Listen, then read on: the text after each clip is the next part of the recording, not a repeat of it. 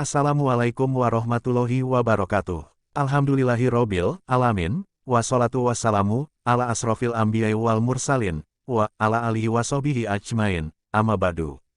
Kebersihan merupakan salah satu ajaran yang sangat penting dalam agama Islam, baik kebersihan diri pribadi, maupun kebersihan lingkungan hidup.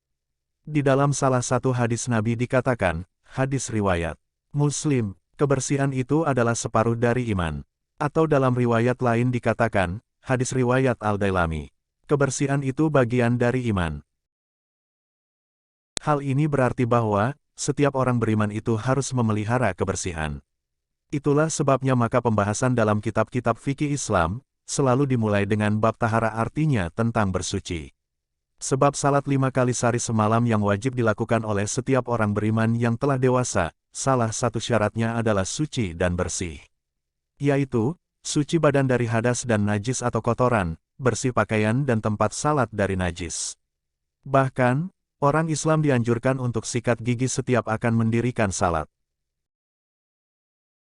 Imam Al-Ghazali membagi, kebersihan diri pribadi orang beriman itu atas 4 tingkatan, yaitu 1. Kebersihan jasmani dari segala kotoran, najis ataupun hadas, 2. Kebersihan panca indera dari pelanggaran dan dosa, 3. Kebersihan kolbu, hati, dari akhlak dan sifat tercela, dan 4. Kebersihan rahasia batin atau sir dari selain Allah. Ihya Ulumuddin halaman 125. Selain kebersihan diri pribadi, yang tidak kalah pentingnya adalah kebersihan lingkungan di mana manusia itu hidup. Kebersihan lingkungan ini meliputi lingkungan fisik seperti air, udara, alam sekitar dan lain-lain, serta lingkungan sosial.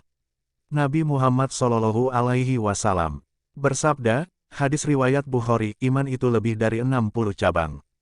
Yang paling utama adalah, ucapan tiada Tuhan selain Allah, dan paling rendah atau sederhana ialah menghilangkan kotoran dari jalanan. Selanjutnya, marilah kita uraikan secara singkat kebersihan lingkungan ini. Kebersihan air. Memelihara kebersihan air dan tidak mencemarinya dengan kotoran dan zat yang berbahaya itu sangat penting, karena menurut Al-Quran ada 2 fungsi utama dari air, yaitu, 1. Membersihkan, 2. Menghidupkan, sebagaimana firman Allah, Quran Surat Al-Anfal Surat ke-8, ayat 11. It yugossikumun nuasa, amanatan minhu, wa yunajilu alaikum minas samai, ma'al liyutohirakum bihi, wa yudiba ankum rissas saitoni, wa liarbito ala kulubikum, wa yusabita bihil akdama.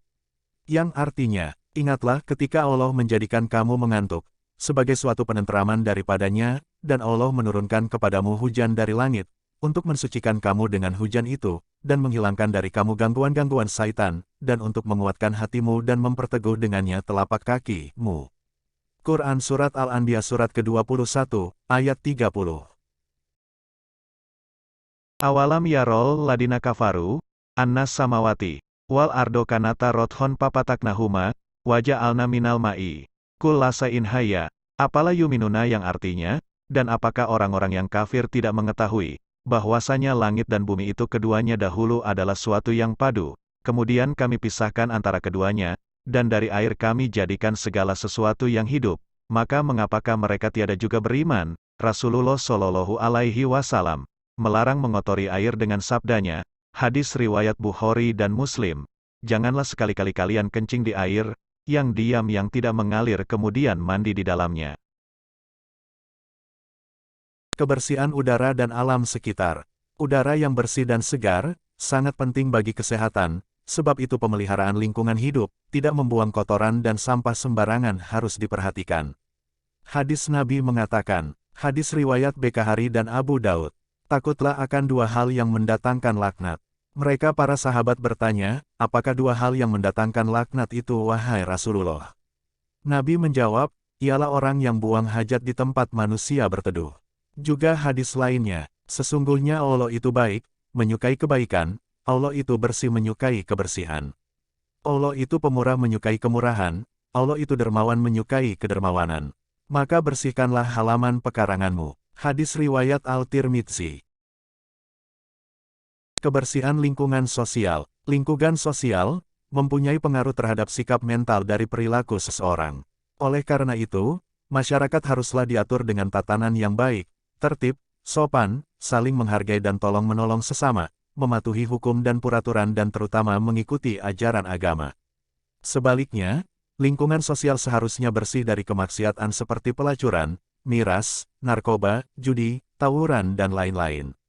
Nabi Shallallahu Alaihi Wasallam bersabda, barang siapa melihat kemungkaran, maka hendaklah ia mengubahnya dengan tangannya. Bila tak sanggup maka dengan hati. Dan itulah selemah-lemahnya iman. Hadis riwayat Muslim. Demikianlah sebagian dari ajaran kebersihan dalam Islam. Mudah-mudahan kita semua dapat membudayakan hidup bersih, dan selalu menjaga kebersihan lingkungan kita, agar dicintai oleh Allah. Quran Surat Al-Baqarah Surat kedua, ayat 222. Wa yas'alunaka anil mahidi, qul huwa adan, fatajilun nisa apil mahidi, walatakrobuhuna hatta yaturna, fa'idatatoharna, fa'atuhuna min haisu amarakumulloha, innallaha yuhibbut tawwabina wa yuhibbul mutatohirina. Yang artinya, mereka bertanya kepadamu tentang haid. Katakanlah, haid itu adalah suatu kotoran. Oleh sebab itu hendaklah kamu menjauhkan diri dari wanita di waktu haid, dan janganlah kamu mendekati mereka, sebelum mereka suci. Apabila mereka telah suci, maka campurilah mereka itu di tempat yang diperintahkan Allah kepadamu. Sesungguhnya Allah menyukai orang-orang yang bertaubat dan menyukai orang-orang yang mensucikan diri. Marilah kita selalu menjaga kebersihan diri dari pribadi kita, rumah kita, pekarangan, saluran air, jalan-jalan, kampung, dan kota kita. Akhirul kalam, billahi fisabil haq, fastabiqul khairat. Wassalamualaikum warahmatullahi wabarakatuh.